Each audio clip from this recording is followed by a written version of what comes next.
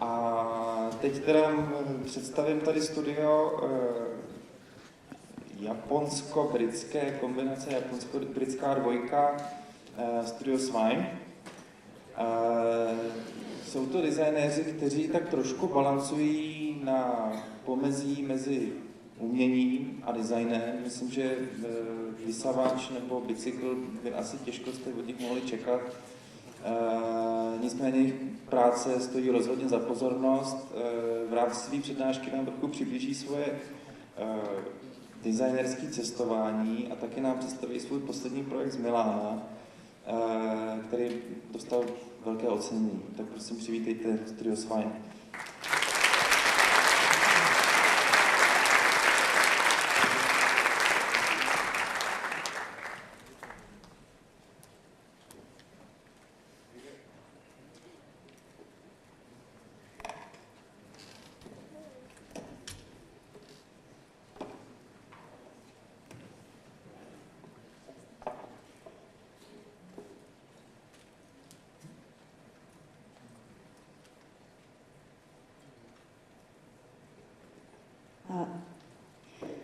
Hello. Thank you very much for the invitation and the opportunity to share our work. So today what we want to show you is a small selection of our work that we've been doing over the past few years to show you the kind of approach that we have taken over the past 7 years. So I'm Asuzy and this is Alex and we're Studio Swine. Swine stands for Super Wide Interdisciplinary New Explorers. And we're designers and also filmmakers. We have backgrounds in architecture and art, and we both studied product design at the Royal College of Art. And we've based our studio on 3 things that we really love. One is exploration. We love to explore new places, new ideas, and so for this reason we've kept our studio flexible and nomadic. We're obsessed with materials. We love to research and discover new materials, and the third is sustainability. We're into sustainability, sustainability that's exciting, and sustainability that doesn't have to compromise on the aesthetics. We started working together 5 years ago when we graduated from the Royal College of Art, and we decided to move to Sao Paulo. We chose it because it's cheaper than living in London, and we figured out that a lot of exciting things will be happening in the next few years, such as World Cup and the Olympics. And being young and naive, we thought we can make projects happen over there. So we applied for grants and residencies, and we approached a lot of people, but unfortunately, we never heard back from anyone. But when you really believe in an idea, you just have to make it happen, no matter what. So 1 month later, we flew out to Sao Paulo with no opportunities, no contacts, and no place to live. We got there and we thought we should, go and have meetings and set up something, but we didn't really know anyone to start having meetings, so we ended up staying in a really horrible, smelly hostel. And we're really just desperate to get out there, just to get away from this hostel. So we spent all day outside exploring the city. And eventually we found this lovely flat on Craigslist, but it was totally unfurnished. It had no bed, no cooker, no fridge. But it did have 2 swimming pools. So we slept on the floor, ate raw food, and went swimming every day. So during the day, we had nothing much to do, so we spent every day walking around the city for hours just to try to get to know the city, which is quite an unusual thing to do in Sao Paulo, because everyone takes a car and the streets are not really developed for walking. And it's really an enormous city, and when it's not incredibly hot, it's torrential rain. So we walked around every day, no matter what the weather, and we started to observe interesting things that are happening on the streets. And we kept a blog which we posted daily about the street life of Sao Paulo, called Daily Postcards from Brazil. and we were making observations on the streets, and that really made us understand a lot about the Brazilian outlook and the society, and the street really became the source of our inspiration. And we became very much interested in the concept of vernacular design, which is like an informal design that is a product of a region and its culture and its resources. And often the kind of design is a direct result of a particular situation made locally rather than something that's been mass-produced and ubiquitous. So for instance, vernacular designs are often improvised, meaning that they make, and what they make and how they make it often are informed by what is readily available to them. So, for instance, this man has converted a bicycle to make a knife sharpener. And in Sao Paulo, the building owners are responsible for paving the pavement in front of their building. So many businesses pave their street with tiles that carry the emblem of their trade. So, for instance, bakery would have bread patterns embedded on the street, and locksmith will embed keys into the concrete. So the building is continued into the fabric of the street. And it always interests us when the materiality of the city gives us a sense of place.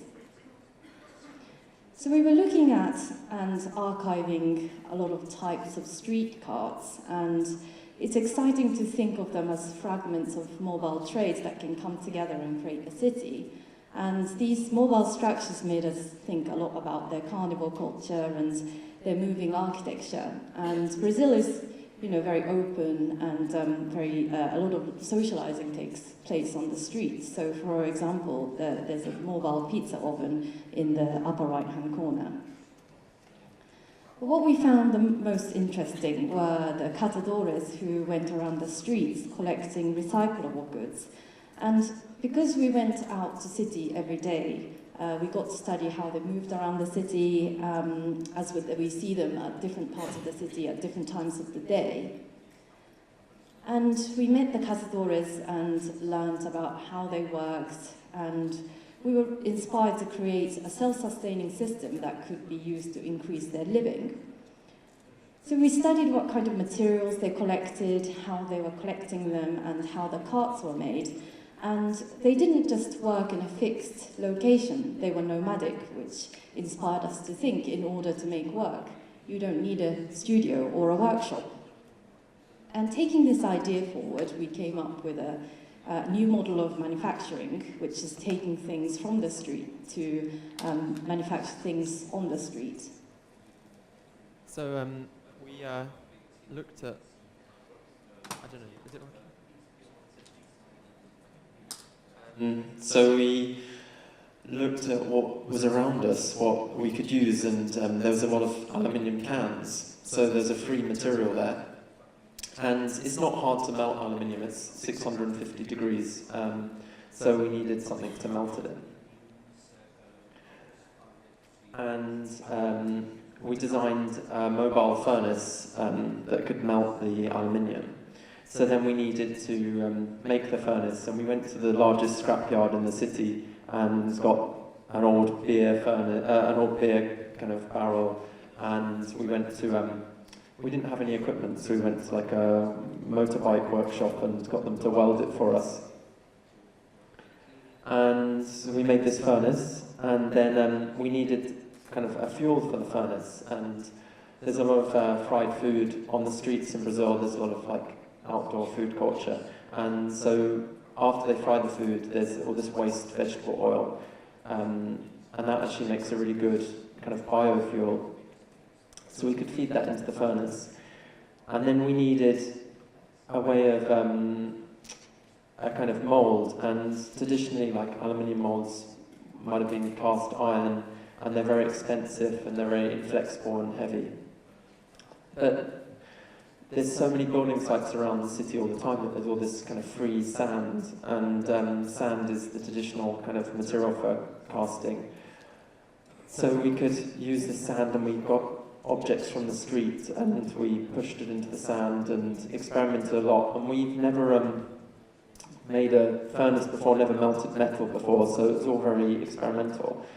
and each day we'd kind of experiment with this furnace, and it makes this huge kind of roaring sound, and it sounds like it's going to literally like take off. And at first it's quite scary, but then you kind of get used to it. And we're pouring all these molds and making a lot of kind of odd lumps of material.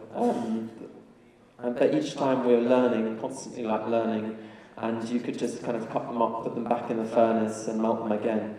But what was interesting to us is that aluminium is usually a material that you come across, and it's very kind of industrial and kind of uniform. But in making all these mistakes, it was kind of more expressive. It was kind of the material kind of being itself. So we began to play with that and think actually it's got a unique quality, and so we got kind of broken hubcaps or baskets and made a set of stalls which were seating for the kind of food markets that had provided us with the oil and provided us with the cans. So we wanted to make a kind of seating that was truly of the city. And it's not just about making objects, it's also about making the system. And we're most excited about leaving the furnace in Sao Paulo, leaving it with Capidoras, and seeing what they would do with it. So it's about designing kind of the system. So we play the first film that we made when we were there.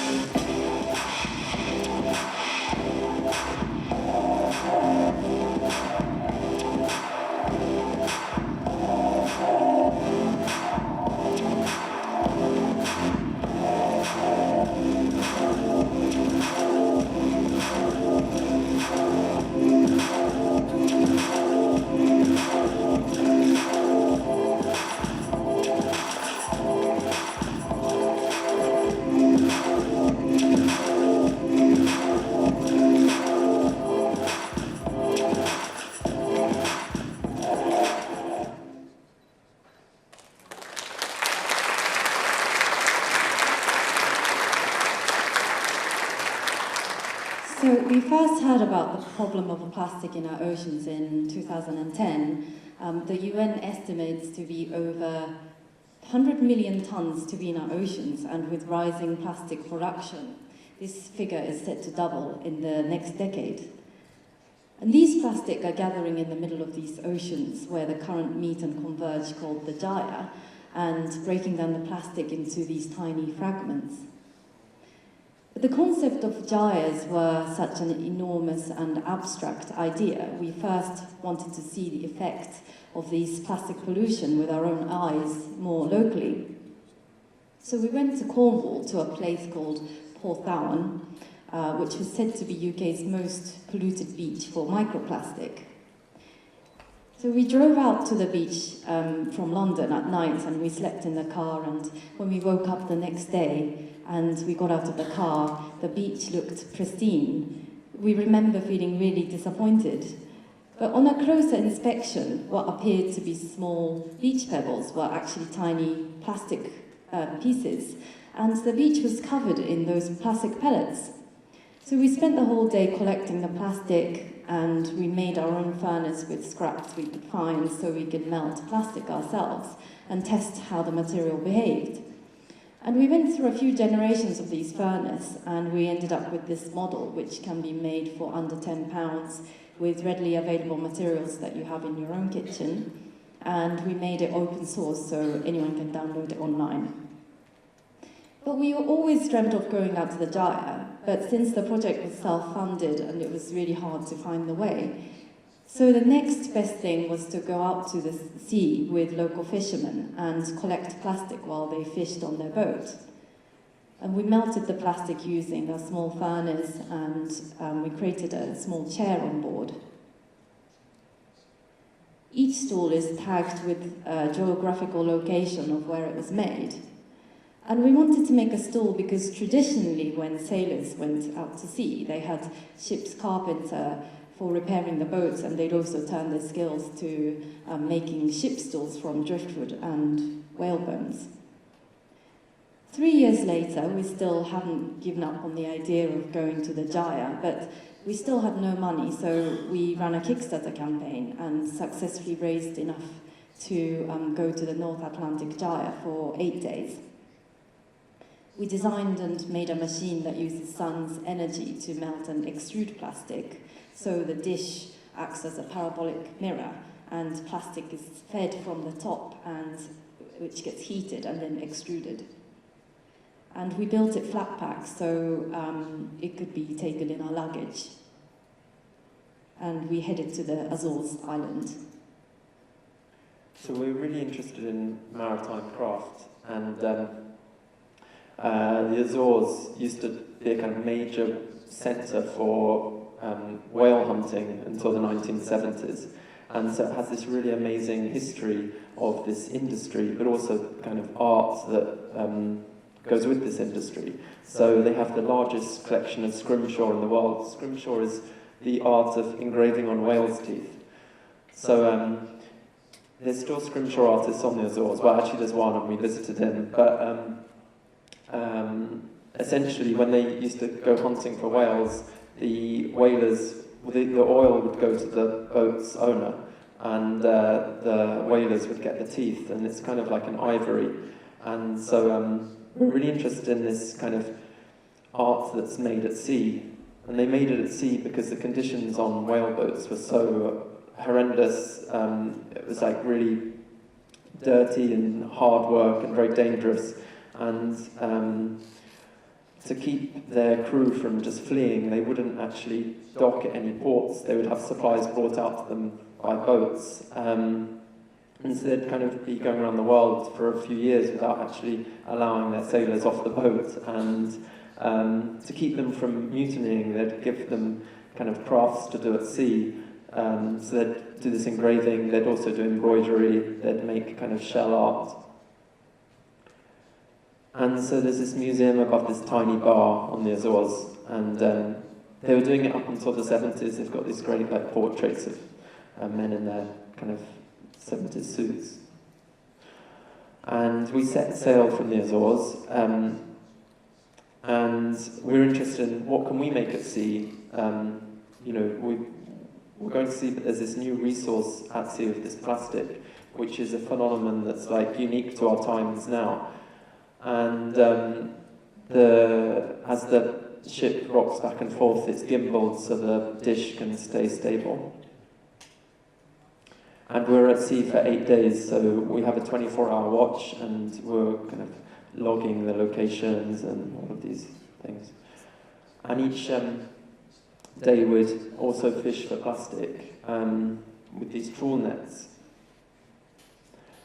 And what we discovered is that although there's so much plastic in the ocean, it's actually incredibly difficult to get. So you'll be trawling for an hour and you'll just have a handful of this plastic. So it seems at first like the problem's not that big, but then if you do the maths and realise that you've just trawled a kind of tiny area of the ocean and you've got this much plastic, and then you can really see how much plastic is in the ocean. It's a huge amount, but it's incredibly difficult to collect it when you're in the middle of the ocean. It's been broken down into these tiny fragments, and you can't collect it without collecting marine life as well. So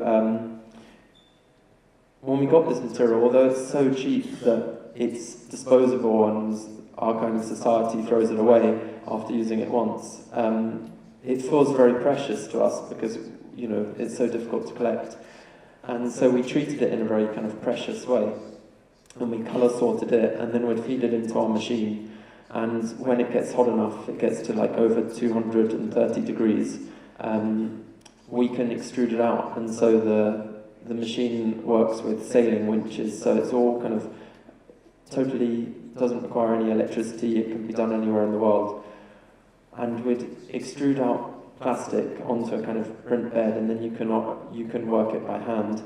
And so we made our own kind of whale's tooth and kind of base for it. And then we made an object for each of the 5 gyres. So this is the South Pacific gyre. They've got a kind of gift-giving culture, and so we made our plastic, colour sorted it, and made it into a kind of tortoise shell. And the Indian Ocean has the largest amount of shipping traffic in the world, but it also has this remote, uncontacted tribe, and they've still got Stone Age technology. They just have kind of flint-mapped spears, but then they've got this new synthetic material washing up on their beach. So we're interested in making something that kind of discussed that. And the North Pacific gyre is famous for crab fishing, so we kind of did our version of a kind of crab net, and it's got abalone shell in there as well as different plastics. And the South Atlantic is famous for polar expeditions and these star maps that kind of you navigate by. So we made this kind of bowl out of plastic.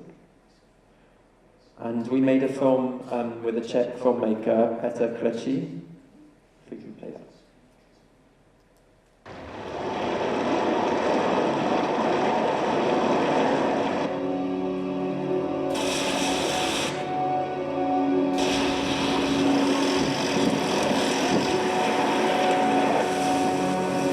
Before you leave to go to sea, you need to be prepared for the consequences of things not going well. Because once you get away from land, you really are on your own. The closest people to you are in orbit overhead. The nearest land with people live on it is thousands of miles away at times.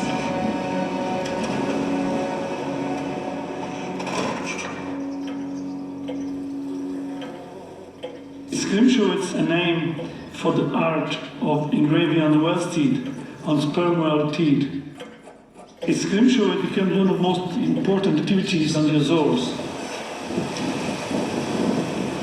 This secure the sailing ships when there was no wind to stop in the middle of the ocean. It was a way of passing time.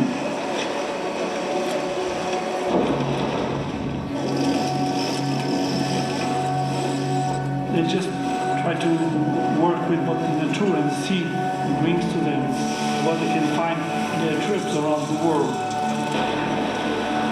In the middle of these vast expanses, there's still human impact. Even there where the closest people are in a space station, there's rubbish from us on shore.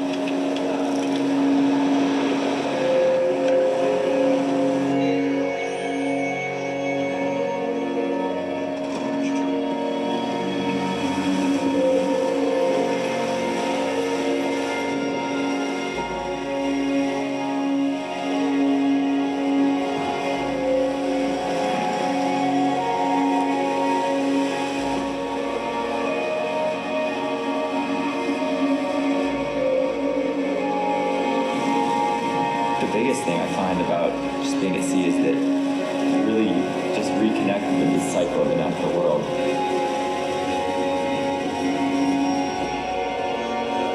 If you're out in the middle of the ocean by yourself, you need to take care of your own problems. Unforeseen problems where you've got to repurpose things. When you don't have anything else to rely on, you end up having to become a little bit more inventive.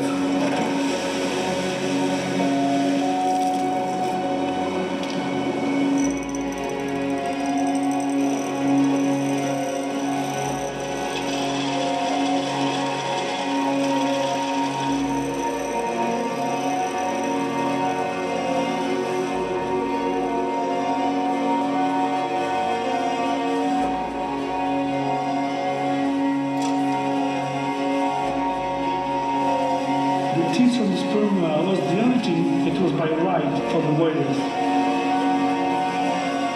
And this art, when they arrive at land, they start to sell them and offer us the things that they have made during the crossing of the Atlantic.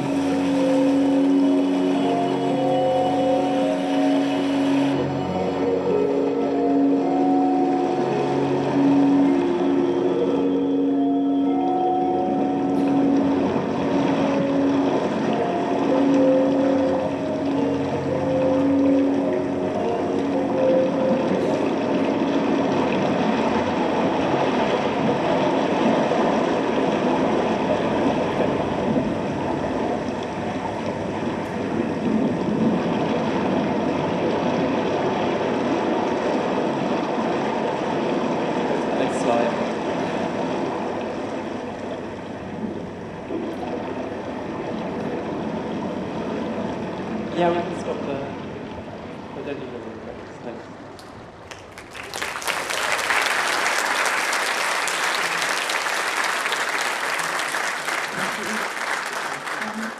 This is what we call an EII, which stands for Economically Important Insect.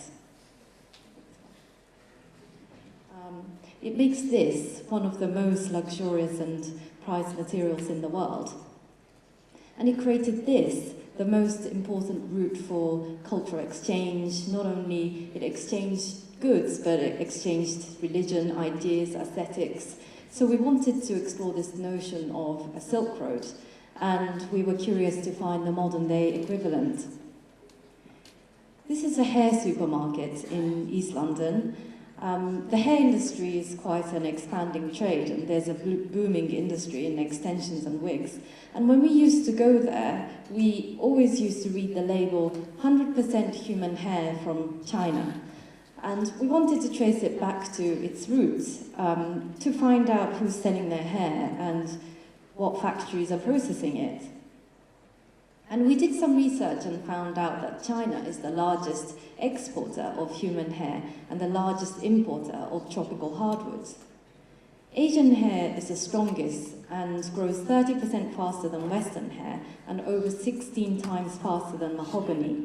And we started thinking, could hair be an alternative, sustainable resource? Could its use be extended beyond the beauty industry? We all love the look of materials like tortoiseshell and horn and shell, but they are diminishing resources. So what we were trying to do was to create a material with hair that could mimic the aesthetics of these precious materials.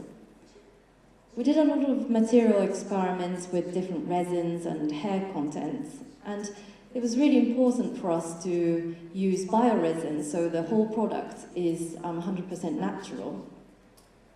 And we created these sunglasses with this material. Our dream was always to go and trace the hair back to its origins, who's growing the hair and how it's processed. So 2 years later, we finally got to go to China to visit the world's biggest hair market in Shandong province. So it's this town that's in the middle of Shandong province, and it's really quite bleak. And yeah, it had the world's biggest hair market. So we arrived really early, and this is the entrance to the hair market, and it's this big kind of hall, and gradually just started filling up with bikers, and they just kind of drive in with their clad in leather, and they have rabbit skins on the front of their bikes, and big sacks of human hair on the back of their bikes, and the whole area is filled with smoke, and it's this really crazy scene that looked like something from Mad Max. They actually go around surrounding area, and they buy hair off women that want to sell it for extra income. And also a lot is imported from India, from temples where it's ritually kind of shaved. And so these really interesting scenes that we knew that we wanted to make a film about. So we began storyboarding straight away. We always storyboard from the beginning of a project. And we knew we had the beginning of the film with this kind of biker on the road at the start of the hair highway. And then we traced where the hair went next, which was so these factories. There's about 10 of them around this town, and we went to all of them. And it's this really amazing process where the kind of hair switches from being kind of quite repulsive actually when you have it not connected to a person, but then it actually becomes quite desirable at the end of the process, and it turns into this golden fleece-like material. And we really wanted to make something that was a design collection that spoke of the kind of vernacular styles. So we were living in Shanghai at the time, and we were interested in Shanghai deco. And so we made this dressing table that's inspired by Shanghai deco, and these different objects. So Shanghai deco is taking the French kind of 1930s deco and mixing it with their own kind of Chinese antiquity from Qing dynasty and the Ming dynasty. So there's all these kind of geometric forms and these kind of table screens. And this collection of combs, a vase.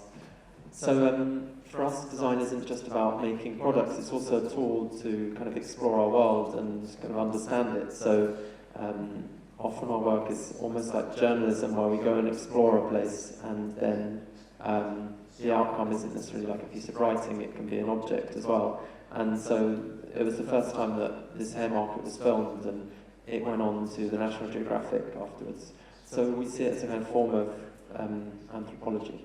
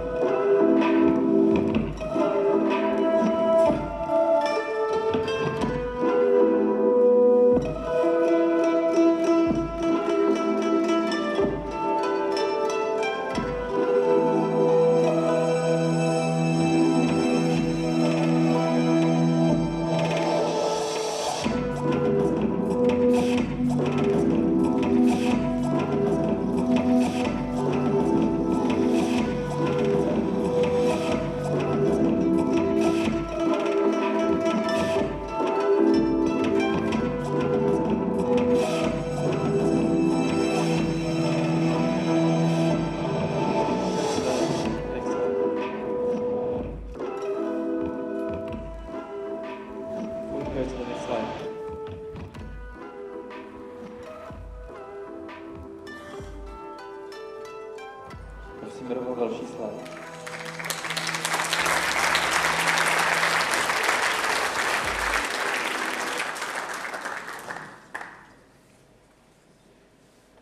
In 1927, Henry Ford bought a big area of land in the remote part of the Amazon rainforest and called it Fordlandia because he wanted his own supply of rubber for his motor empire, so he created a rubber plantation there. He not only wanted to grow rubber there, and he wanted to process it there as well, and also he wanted to bring the American-style civilization to the Amazon. He employed local workers to clear 5,000 square miles of forest, and he got in big diggers to pull up the roots to clear the ground ready to plant thousands of rubber trees. And Fordlandia was created in 1928. And it was a town full of workers' houses, hospital, school, dance hall, golf course. And they built a factory where they processed the wood for building the factories and houses. And all the houses there were built kind of American-style weatherboarded houses, and the streets were reminiscent of Michigan with their perfectly manicured lawns and sidewalks. And they organized square dances every Sunday. And the town also had a fully equipped hospital. But they had a lot of natural obstacles that they had to overcome.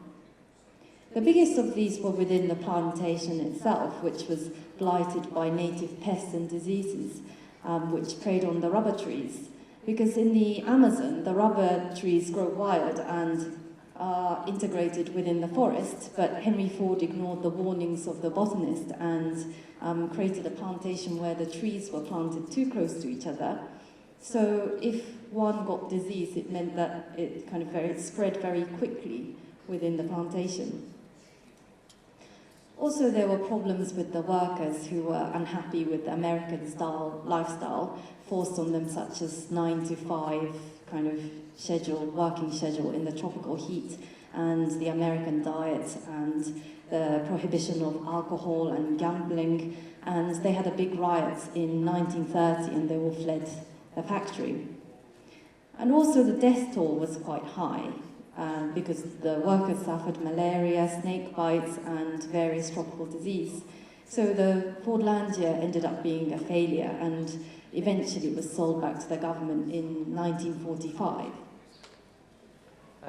But despite it being a kind of failure and everything, Henry Ford, the more we found out about him, the more kind of interesting he became to us, because he wasn't just a kind of industrial capitalist. He also had a vision for how to kind of help society, and he was very surprising in many ways. I mean, here's a photo of him wearing a soybean fibre suit, because he really believed in kind of soybeans being the future.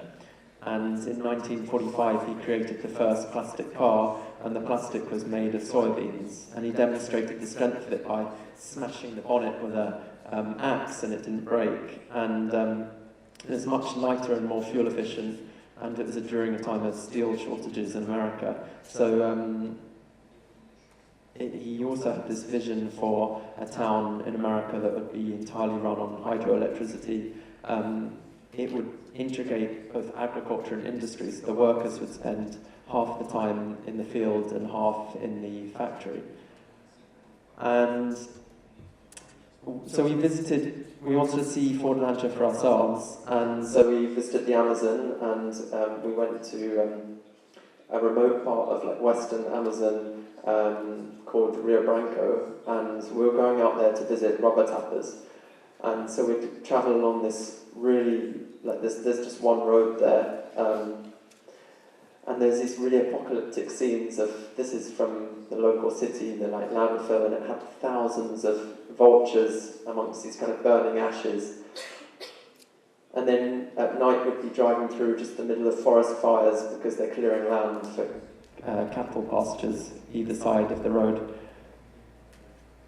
And we'd be travelling on boats and just getting into this much slower kind of way of life. And then the material, the kind of resources in the Amazon are really incredible, and it's like the most abundant fish markets that we've ever come across. And we became interested with one particular fish called pirarucu, which is the largest freshwater fish in the world, and it can grow 3 meters big, and they catch it in the Amazon for its kind of white meat, but then it also has a skin that can be turned into leather. And it makes a really amazing kind of byproduct. And we went to Fordlandia itself, and there's all the remnants from the 1930s. There's these workers' badges. There's this empty factory at the heart of the town. And it's just as if they've dropped tools in the 1930s and just left, but it just remains there as this kind of, exactly as it was. And then they've got these kind of wrecks of an old ambulance, they've got a coffin in there, they've got just all this detritus. And the water tower is still functioning and serving the town with water. And this is the graveyard now, and it's being eroded by rain, so they stack up the gravestones against a tree. And we went out with the rubber tappers, and they start at 4 a.m. in the morning because they want to avoid the heat of the day, and it's a 6-hour trek around hundreds of trees, and they're integrated within the forest, so they're completely wild, and it doesn't harm the tree to tap it for latex. So it's actually a really amazing resource from the forest, which is just harvested without damaging the forest. So these rubber tappers, by buying rubber off them, you're actually paying them to protect the forest because it's creating an income without it being chopped down for cattle or for growing soya. And so they collect this latex, they take it back and they smoke it to stop it getting any kind of fungicide. And they make these big balls out of it. And a kilo of rubber is worth more than a kilo of beef. So again, it's a really amazing kind of potential. So we were really excited about this cultural crossovers.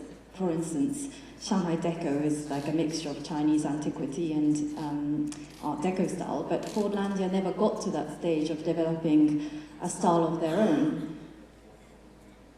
We visited those shelled out American houses, and they were run down and ghostly, and we wanted to create an imaginary interior of how it might have evolved in tandem with indigenous Brazilian influences. Natural rubber is still regarded as having the best elasticity and strength, and it's used in aeroplane tires and surgical gloves. And so its applications are wide, but its products that it creates are quite humble. So the challenge for us was how to use this material, wild rubber, in a way that can raise its value. And we knew rubber had all these amazing material qualities, but as designers, how can we use this soft sheet material in a way that's desirable? And then we discovered this material called ebonite, which is hardened rubber, and it was used before the invention of the plastics. And it still has a very niche applications like clarinet mouthpieces and pipe mouthpieces, and having this hard material to work with really opened up our design possibilities. Ebonite is basically a composite of sulfur, rubber, and linseed oil, and it's a natural material. And it's very durable and shiny, and up until the 70s it was used for bowling balls.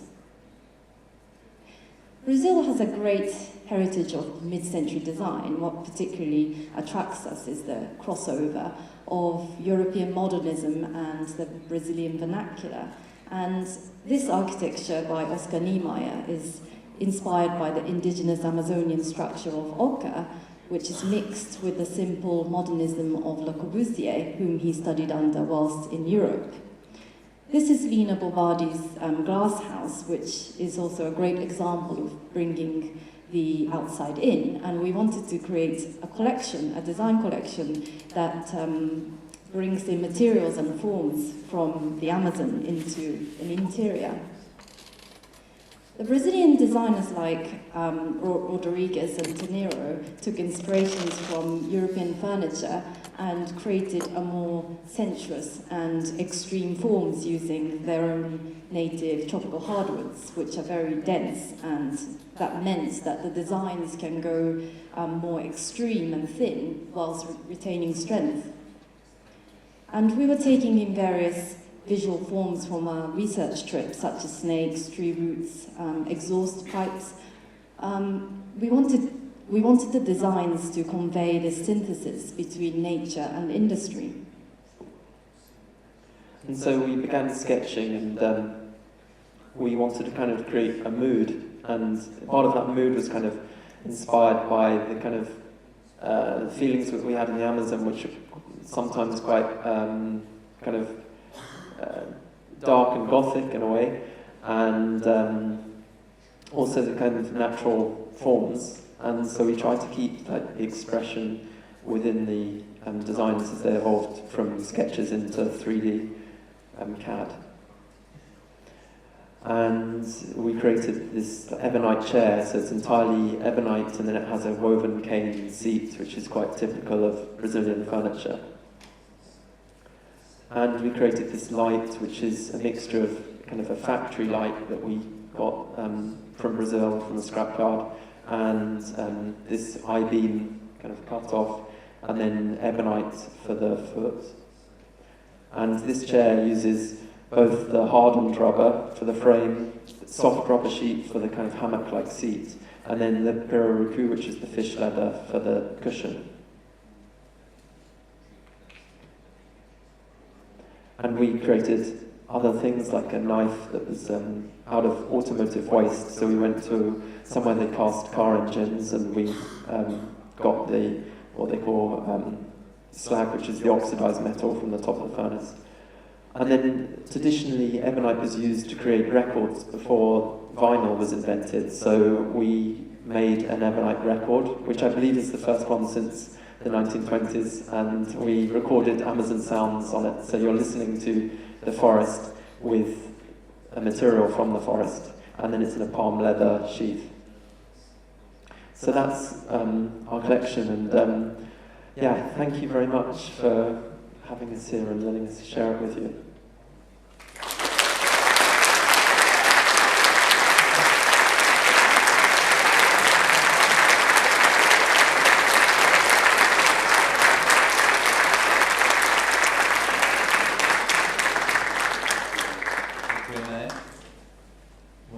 Mluvíme.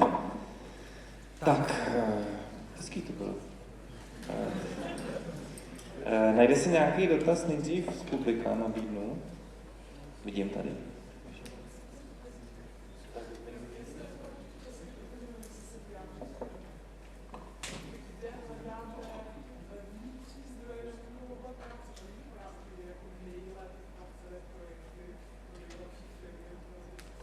Okay. That's a question for the financing. So where did you take your own sources to be able to realize this project? Yeah, I mean, we get this question quite a lot, and I think it really kind of baffles people. How does it make money? And it doesn't really, so that's the first answer. The second is how we finance it. Well, it takes us a long time to do a project. So with Sea Chair, for example, we didn't require any financing at first. I mean, we just drove to the beach, collected plastic on our own.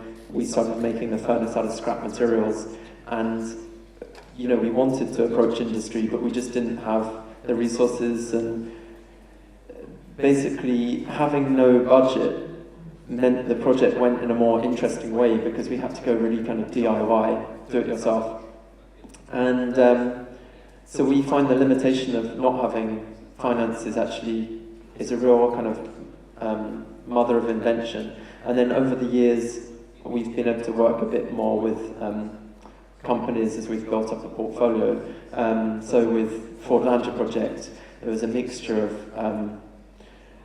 there's a grant for a small amount of travel funding from Winston Churchill Fellowship. We worked with Fashion Space Gallery in London that kind of helped with the production of the pieces and hosted the show. And we, just kind of work within our means. Ještě dotaz publika? Vidím ruce? Vidím ruce.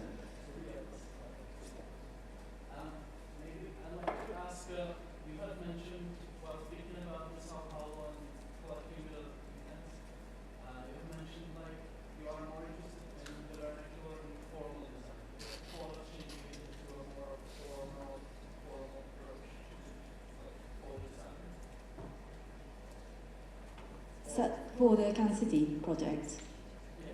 Yeah, when we go to places to make project, we try to kind of seek what would be appropriate for the situation that we're working within. And at that instance, we felt it was more appropriate to work with materials that we can find so that we can source molds very cheaply, so it's just sand, and we've gathered everything that we can find on the street to create the molds.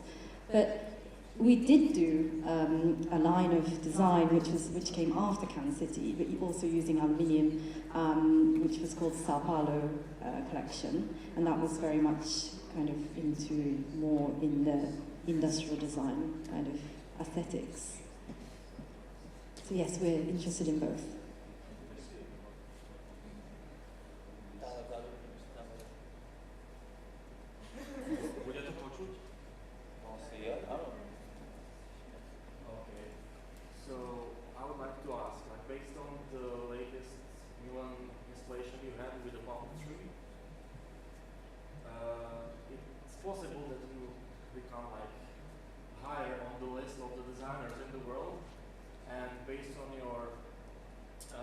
To your design, which is kind of artistic,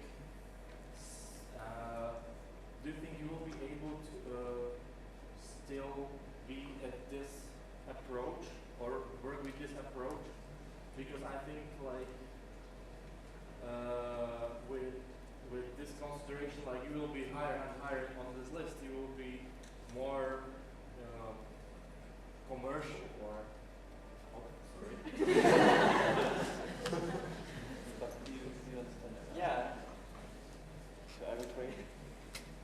Well, with our latest project in Milan, it was also taking the same approach of doing a lot of research before we went ahead. So we did research into the city of Milan and taking inspirations from the city, and also doing kind of thinking about what spring meant. So our approach hasn't changed, and it's just when commercial companies come to us, we are never forced in a certain direction. We always have kind of a strong idea of what we want to do, and we see companies as a way of kind of realizing our vision. So I don't feel like we're going to lose integrity, but what do you think? Yeah, I mean, I think that what's interesting is that we never set out to be kind of commercial. We never set out to kind of make products that would sell a lot. But I guess the commercial aspect is that the potential for it is that we've managed to make stories that people want to see. So like the communication of the project goes quite wide, and that has a kind of value to companies, as we were learning in the talk before ours. But essentially, I mean, as long as we're true to what we're most passionate about, then I think we'll make good projects. And if we kind of lose that and do things that we're not interested in, then I think we'll make really bad projects. So, I mean, we've always just done what we wanted to do. And yeah, I think that kind of ultimately makes us more desirable as a brand. Good.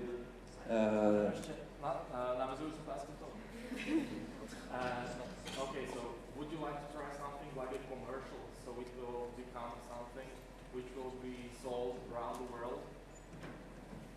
Yeah, it's really interesting for us to do that. I mean, we haven't really been approached for a mass production piece yet, and but we'd be open and interested in it if we could do something that was both sustainable and mass production, then that becomes really interesting, because it's like making a real difference. And at the moment, our difference has been more about kind of a viewpoint and looking at the potential of materials and very small scale production. So yeah, that would be great.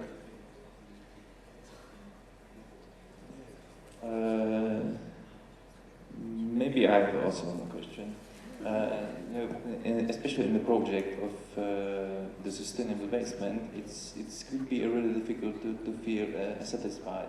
Especially in the project when you're trying to clear the sea. So, do you think that you can say that the satisfaction comes when the project is done?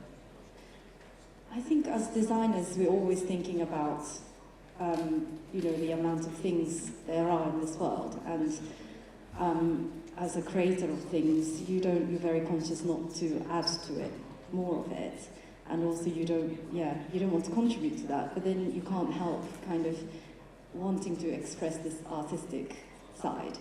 So it was just, our kind of interest in sustainability really comes from how can we create things, but then at the same time lessen the impact of the things that we create and not to add to the world, and still make something interesting and can grab people, and also to talk about certain issues like sea plastic or recycling.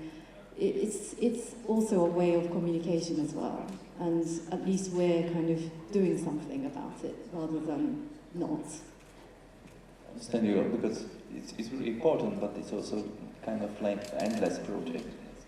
Yeah, the thing about sea plastic is it is really depressing when you kind of think about it, because it's so vast, the problem is going to get worse. There's no golden bullet, like no one solution. It requires just hundreds of solutions, because it's made up from hundreds and hundreds of different problems. So you need like political change, you need, plastics are too cheap. They shouldn't be so cheap that we can dispose of them.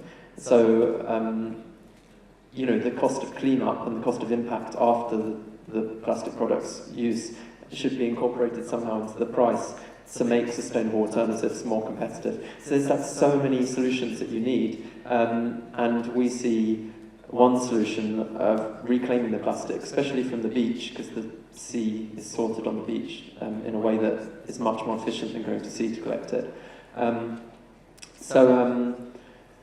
We kind of see it as one tiny solution in the many that's needed. I understand you.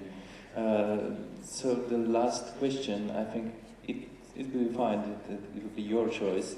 Did you see some question you would like to answer? It's so many. Maybe the Milan question. What's the biggest limitation on your exhibition in Milan Design Week? Did I pick a hard one? Well, when COS came to us, they didn't really have a brief. It was a totally open brief. But they did have a location that they wanted to install this piece. So it was a cinema. And so that was one limitation. And another limitation is that we wanted to really talk about the key DNA of the company, which is modernity, simplicity, tactility. So these are the elements that we wanted to kind of bring in. And also we knew it was in April, so we wanted to incorporate elements of spring. So kind of, doing a lot of research and merging them together, and we wanted to create something that was transportative, like a cinema would, and doing something that's to do with cherry blossom trees. So it's a kind of limitation that we give ourselves, but there wasn't really a direction that they were kind of pushing us forward into. Perfect. Thank you very much. Thank you very much.